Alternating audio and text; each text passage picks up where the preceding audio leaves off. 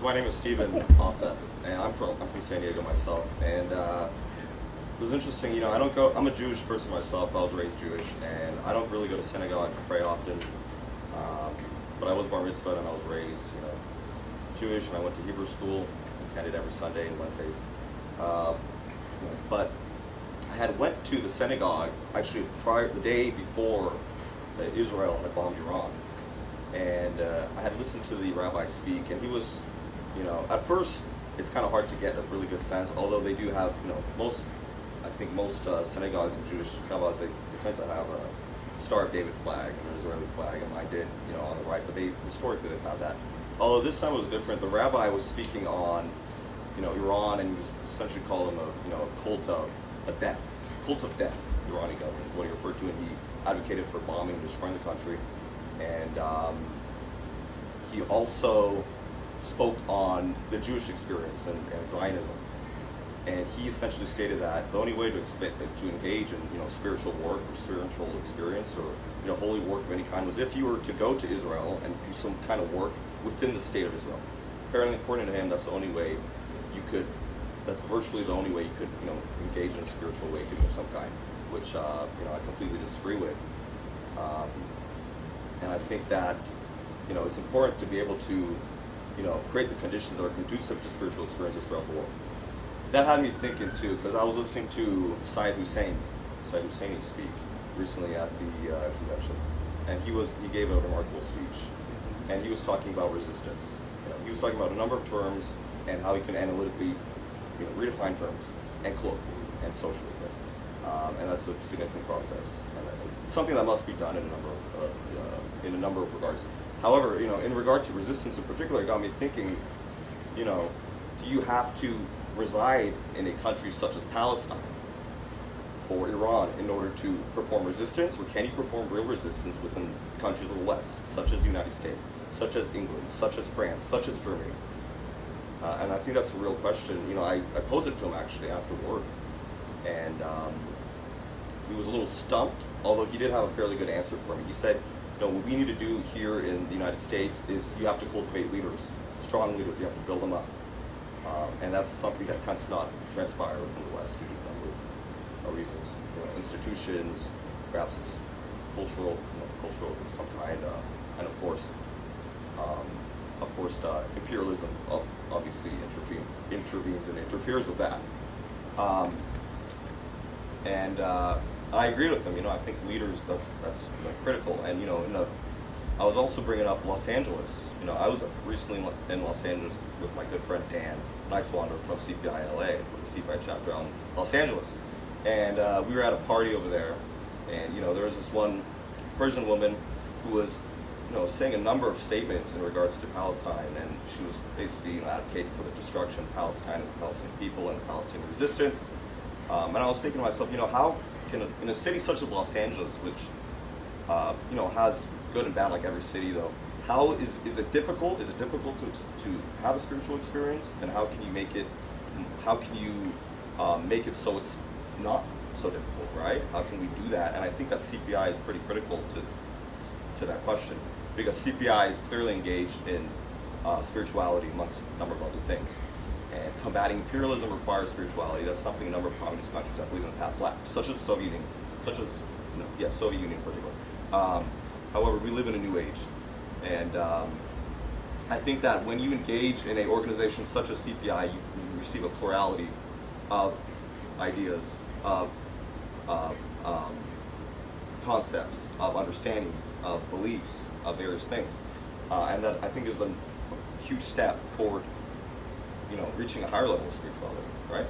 I also think that when you go to, you know, in Chicago, my experience has been pretty interesting. I've been driving around, you know, performing a number of logistical things for CPI, preparing for the convention, and I actually stopped at a bar located in a neighborhood in Chicago, and I was speaking to a Latino, I believe Mexican American, that frequents the bar. He goes there every Thursday, and you know, I think experiences like that are critical, because he was really open to me. He was speaking freely with me. I spoke some Spanish, so I think that made him feel a little more comfortable, and he was a bit impressed, and he was also telling me how he's a native, you know, he's a native Chicagoan. He was raised in Chicago. He's about 40 years old.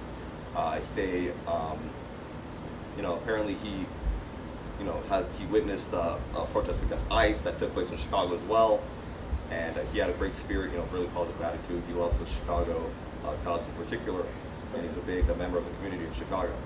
And I love, it's important, I think, to not simply be in a in a workshop or in a convention. Of course, conventions provide a number of opportunities, but it's also important to get out there and do other things. Go to the bars, maybe go to clubs. Go to, you don't have to necessarily do that, but, go to restaurants, speak to other people, go to the park, go to, community events, and I think that's a great way of also, meeting people and understanding. What was that? But I think that, also coming to places such as El Colectivo Ecuatoriano Patria Grande is also a great opportunity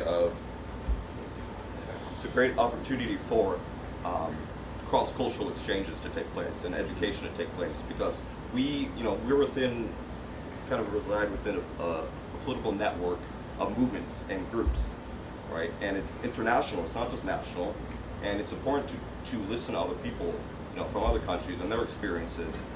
During the convention, there was people from Ecuador who, spoke on the way in which Ecuador's been destroyed by the subsequent governments, that took place. Governments that were basically in control of Ecuador during Obama's presidency, and how they rolled back a number of the great changes and progress and economic reforms that had taken place before. And that kind of made me a bit emotional and saddened to hear that. It's quite sad, when things like that happen, and they happen quite often in this world, unfortunately. But Colectivo Ecuatoriano Patria Grande, it advocates for the unity, or the uniting of people of Latin America, all countries and all people of Latin America, against globalism, against imperialism. And that is also similar to what the great leader of the Islamic Republic of Iran had stated, Ayatollah Khamenei. And he had stated that, it's important for Muslims to unite, and in order to combat imperialism and colonialism.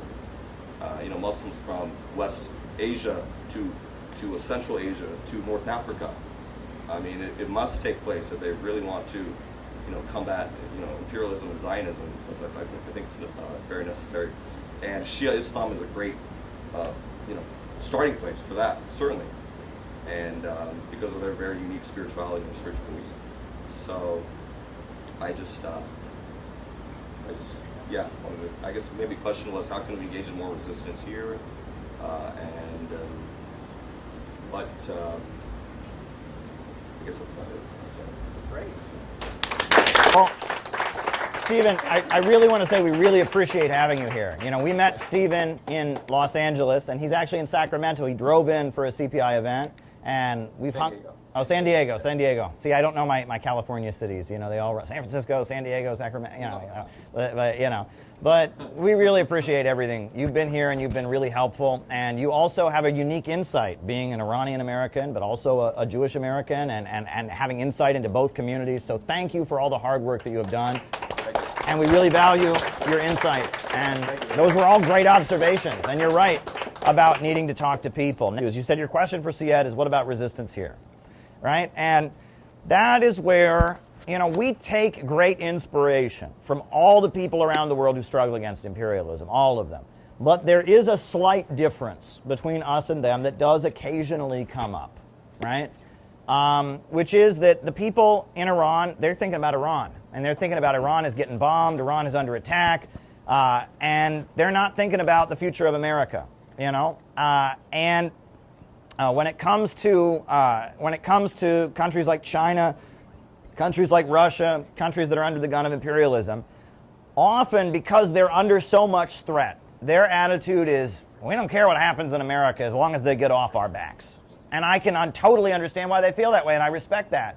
But we have a different role to play because we live here in America, and that cannot be our attitude. And I talk to people in Russia, I talk to people in China, I talk to people in Iran and Venezuela, and a lot of time their attitude is there anyone making trouble in America? I don't care if they're right, I don't care if they're left, I don't care if they're violent, I don't care what, as long as they're making trouble, because we got to get the imperialists off our back. And they have a right to feel that way. We don't feel that way, right? And to be fair, President Xi Jinping if you listen to him, he doesn't feel that way. He doesn't want America to fall. He wants America to become peaceful and part of a new world that is structured in prosperity and growth, where it's not antagonizing the developing countries. You know, and that there are moments where the way we act as people that are serious about building a new America free from imperialism, not, you know, burning it down for revenge in a cathartic way, but building a new America, and the way people around the world that are up against imperialism, just wanting anything to push back, there's moments where things are going to come up. A moment that came up, and there may be people who disagree with me about this even here, and that's fine, but you know, there was a guy who to protest the bombing of Gaza, and he was somebody, I guess he would have been obligated as a military serviceman to go and participate in that. He went to a place and he lit himself on fire and killed himself. Well, you know, I understand why the Yemenis, you know, admired that. They say, look, anyone who raises awareness about that, we support. I understand why the Palestinians, a lot of Palestine Americans might have said that was a good thing to do.